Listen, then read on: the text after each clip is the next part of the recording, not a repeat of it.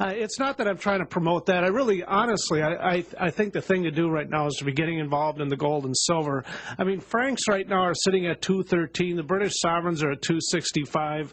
They're a good buy. If you're looking for U.S. Eagles, Maple Leafs, if you're looking for even collector coins like the MS-64 Saints and Liberties, lots of different coins are becoming available where they normally wouldn't have had been before, just due to the fact that the prices are a little bit lower right now at this time. And interestingly enough, people do not buy as much when the prices are lower as they do when the prices are higher. That just still astounds me. Hey, let me go to, okay, so you've got British sovereign, so you do have some gold then, because I know a lot of people are saying that it's about gone. The British sovereigns, the U.S. Eagles, the Canadian Maples, and, of course, the Lakota Nation silver at 1770 for a round.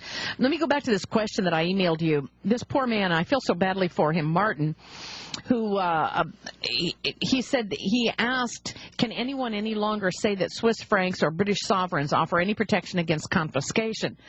He said, you did not answer my question, and instead went on to say that they can confiscate anything. Worse, Joyce called in Ted Anderson while I was on hold. Ted spoke with me for 20 seconds but did not hear my question, so when he went back on the air after the break, we didn't get to his question. I feel badly about that, didn't realize it, and I'm glad you brought it to my attention, Martin.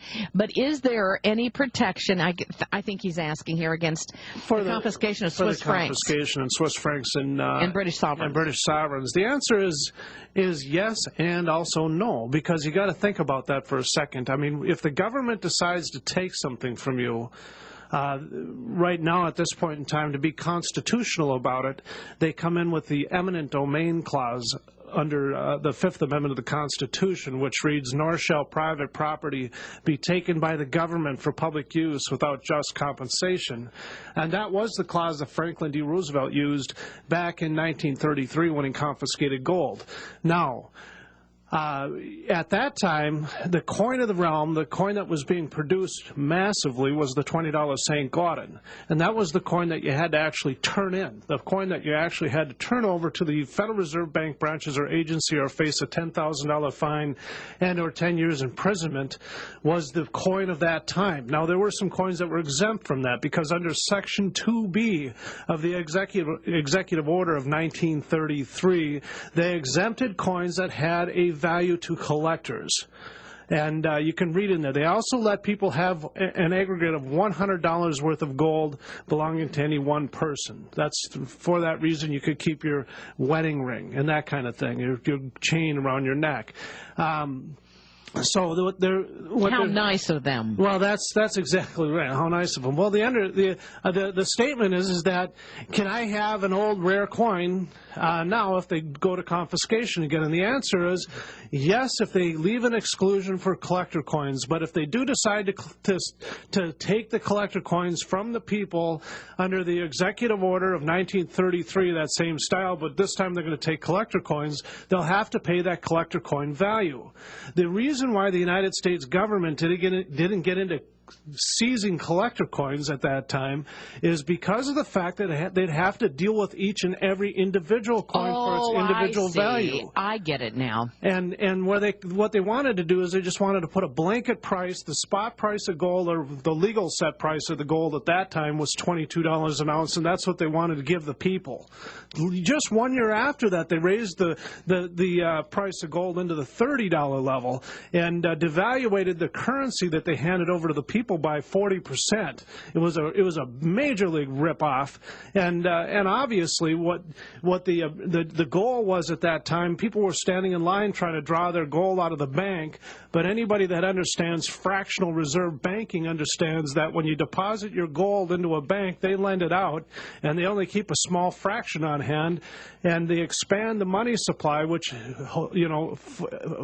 hoaxily expands the gold supply. Well, the people think there's more gold than there actually is in the marketplace, so there wasn't enough to go around. So the Federal Reserve Bank branches called up the President of the United States and said, hey, you got to bail us out. We have this liability to the people, and we don't have enough gold to go around to the people. So what they did is they turned that liability around, and now the liability became the people's to the banks instead with that executive order. People were forced to turn their gold over to the banks rather than the gold releasing it to the people, which is the way it's supposed to be in the first first place. So, it's a complicated issue. You want to know, is a frank or a sovereign protected from confiscation? The answer to that question is they're very old. They date back into the 1800s, and so you can make an argument that it's a pre-1933 coin, and that's what a lot of coin dealers like to make an argument on based upon confiscation. But Ted, let me just interrupt here and say, there are a lot of people out there that are saying, you want my gold? You'll get my lead first. I mean, now that's the attitude of a lot of people right now, and I even Judge Napolitano was very clear on these kinds of things, that we need to stand up and really mean what we say. I think the idea that people are saying, I'm not registering my guns, there's no way I'm going to register them and tell them where to come find them. So, there are people out there that are looking at these, I don't care whether there's confiscation or not. They are willing to go to jail. They are willing to have to fight the good fight for the right thing. And the right thing is they should not be allowed to confiscate your gold to go pay off more bankers who have taken the money to the Cayman Islands. Well, Forgive me. The worst part about that, Joyce, is if you're sitting in fiat paper currency, they don't even have to show up at your door to collect your paper currency to confiscate it.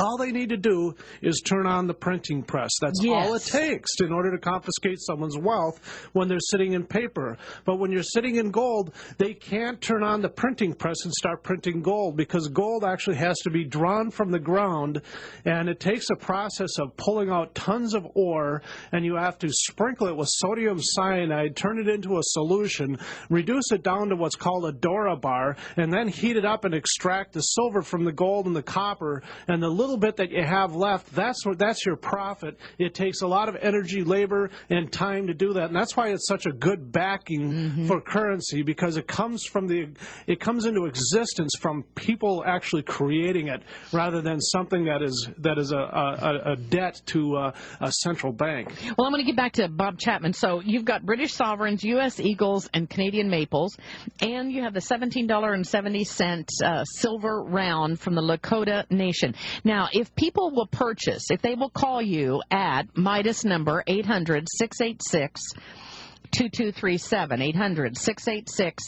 800-686-2237, will they be able to get will they be helping the Lakota Nation by doing this, by purchasing that from you? Well, from what I understand, they will be. It's an agreement that's been put together between the Lakota Nation and the Mint that puts together the coins, so they do get paid some money for doing this. In addition to this, it gives the Lakota Nation some attention, and it's a currency coin. I don't know where that's going to go, but if enough people accept this thing for money, obviously the Lakota Nation is going to be doing incredibly well. Oh, I think that is so cool. Ladies and gentlemen, $17.70, Lakota Nation. That's going to be appearing on eBay before long. Lakota Nation silver round, 1 ounce, $17.70. To get that, call after the Power Hour show, 800-686-2237, 800-686-2237. Do you have enough of these to go around, Ted?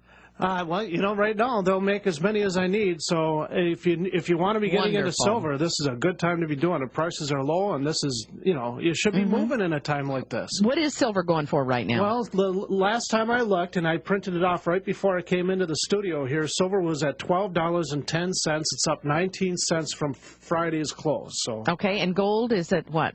Gold currently right now is at $875. It's seen a high today of $880. And the stock market's down 168 points. Hey, thank you very much, Ted Anderson. Remember, the Lakota Nation silver round coin, just call any of the good guys up at Midas, 800-686-2237, and get either the silver round or the British sovereign, U.S. Eagle, and Canadian maples. Thank you, Ted Anderson, and thank you for all you do for Midas and for Genesis and for the Power Hour. Thank you so much. You're certainly welcome. Okay, we'll talk to you next Monday. And let's go back to our guest today, Bob Chapman, because we want to find out what Bob's reaction is to this. Bob, isn't that cool that the Lakota Nation's got a silver coin all of their own? Maybe all the Indian nations ought to be using that coin. Well, I think it gives people an alternative, and if the price on the silver coin is less than what can be paid elsewhere, well, that's a pretty good deal. Yeah. And so the answer is yes.